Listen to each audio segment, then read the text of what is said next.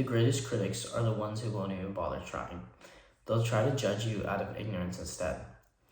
There's a quote by William Shakespeare which basically restates this. It says that the critic stands there and judges, yet never himself performs. Such men are merely shadows of their own worth. This piece actually comes from the Ulysses, and I think that it alludes to the fact that trying to discourage somebody from taking action is really just inhumane, because the whole point of human life is to act towards a final end. I think that there's another quote that ties back into this by Bill Beswick. He's a sports psychologist, and he actually coached the national team of England for soccer. He says that there's 1,000 excuses, but not one reason not to.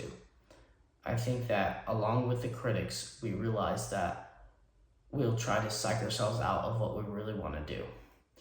And in that, we cut to a loop of confirmation bias, and we just need to take a leap out of it, I think is the best way to describe it. We need to take a leap into the unknown, and that's where real growth happens. Because in the unknown, we can adjust and we can learn from our mistakes. If you don't try anything new, then you will never grow.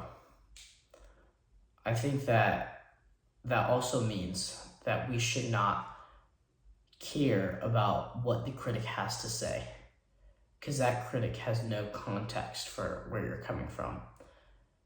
The only person whose opinion is valid that you must take into account but does not determine your action fully are those who you respect, in my opinion.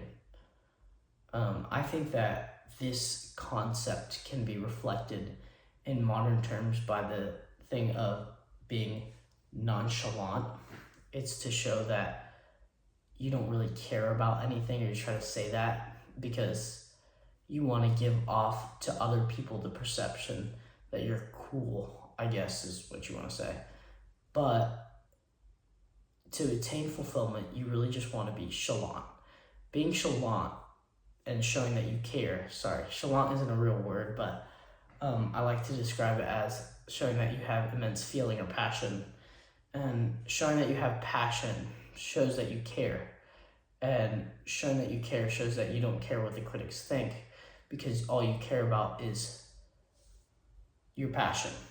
And so I think that to really attain fulfillment, we need to be in pursuit of this passion. We need to take a leap of faith and understand that there's always going to be critics. There's always going to be people trying to discourage us. But all that matters is that we care about something so dearly that nobody's opinion of us is going to get us in the way of us attaining whatever we want. Thank you.